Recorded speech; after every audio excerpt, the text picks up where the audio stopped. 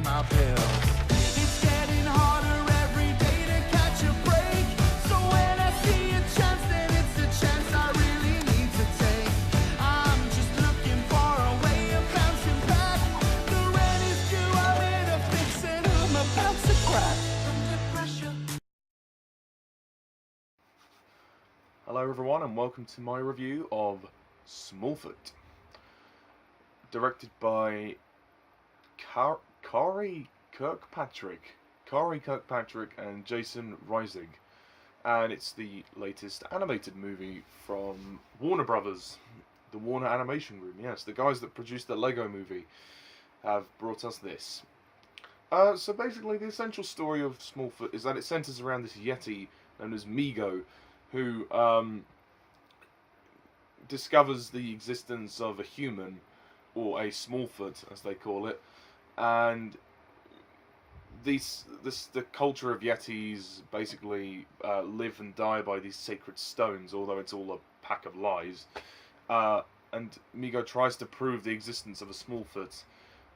Consequently, it doesn't work out for him. He gets banished. And then he goes back to find the human who he discovered, and then he brings back another human who is this TV geographical host, this geographical presenter known as Percy. He brings him back to the culture, and basically that's it. It's basically a morality tale about equality. It's proving that the Yetis and the humans can exist. That's essentially all I'm going to say about this story. Smallfoots.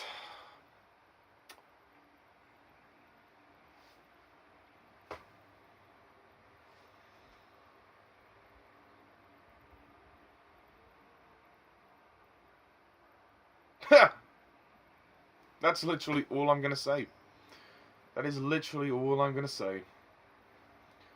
This movie is nothing. It is nothing. I don't think it's terrible. I don't think it's great. It's nothing. Like I've seen far worse than this, but I've also seen a lot better. My issue with this film are many. I think that the story is just corny. The whole vibe of this film to me is just very corny. I don't like it. It's very cheesy.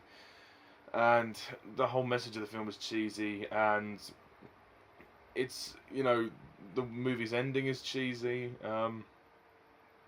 It kind of goes the way you expect, but there's nothing to say about this movie. I think it's a perfectly passable, acceptable movie for kids. It's a good movie for kids, but as a movie on its own, I guess I could say it's okay. I mean, the animation kind of reminds me of Ice Age, in a sense. Although the movie does have a different feeling to Ice Age, but it's not nearly as intelligent as Ice Age is. The characters are dull. The characters are nothing. I mean, you've got Migo, who's voiced by Channing Tatum. I mean, Channing Tatum is surprisingly good, actually. He tries his best with what he has, but really the material here, I mean, you just don't care about these characters. You really don't. This is not going to be a classic. Kids might enjoy it. I mean, the screening I went to, I mean, I only saw this movie because I actually won a few free cinema tickets. So I got to go and see it for free. But, to be honest, it's not going to be around. I don't think it's going to be a classic. It's just boring as well. There's a lot of times when the movie drags a bit. The pacing is off, and I thought the character of Percy was kind of annoying. The fact that he's voiced by James Cordon is just weird. I mean, James Cordon, I don't really have anything against the guy, but I don't think he's the best actor in the world. I mean, he's been in such movies as the Emoji Movie, lol. This year, he plays Percy, who's meant to be this young, slightly egotistical presenter of a show, of geographical show, kind of like a Steve Irwin type character. but the design of the character looks very young, and obviously James Corden is not young. He's middle aged now, and his voice does not fit that character whatsoever. And at times he just verges on being quite annoying. And I know James Corden in the past has come very close to being very annoying. And yeah, what doesn't help also with this film is that it's, like I said, it's corny.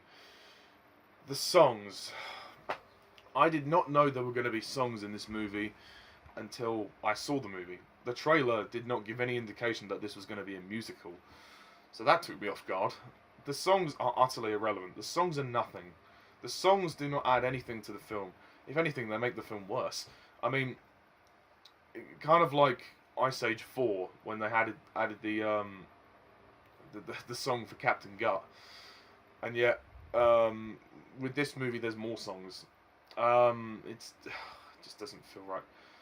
I mean, they're all just cheesy. I mean, the first song is just to introduce the Yeti and what they do, and the fact that Migo's father is the ringer of the gong, and then there's the next song is to do with like discovering the universe and discovering what else is out there. It's so cheesy. Which is sung by Michi. Funnily enough, voiced by Zendaya, who obviously we saw in The Greatest Showman, and we know that she can sing quite well.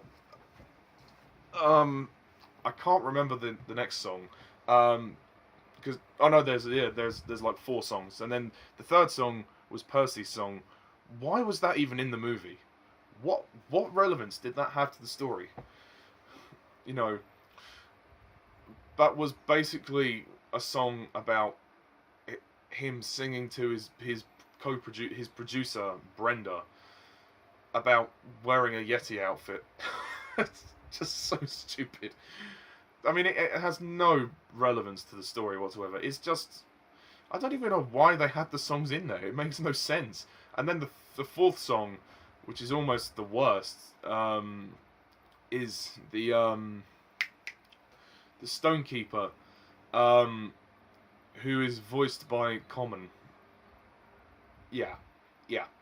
And his song is like a rap song about which is essentially the exposition of the way that, you know, humans and the Yetis, you know, encountered each other in the past and how they thought each other were the monsters.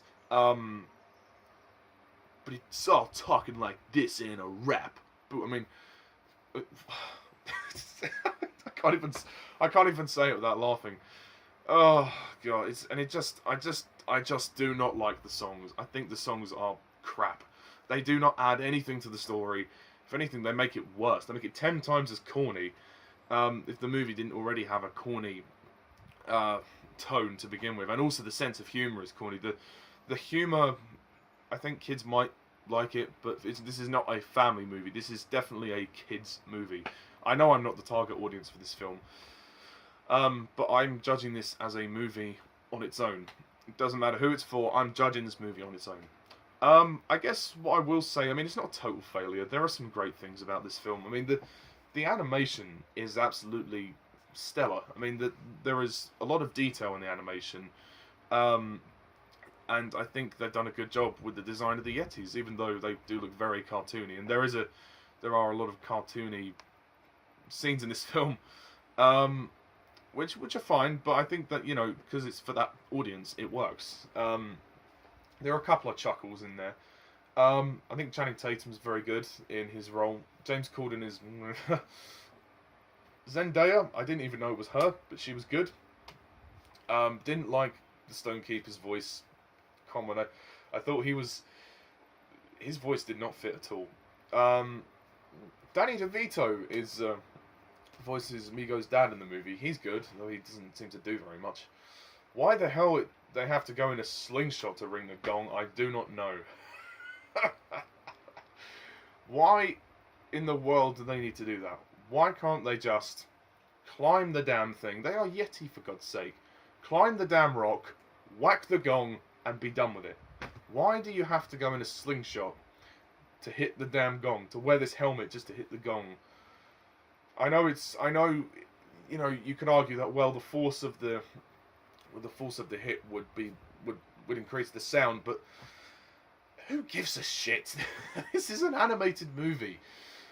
There's just so many cheesy things about this movie that just, I think the direction is just not good. The climax of the story, well, it doesn't really go anywhere.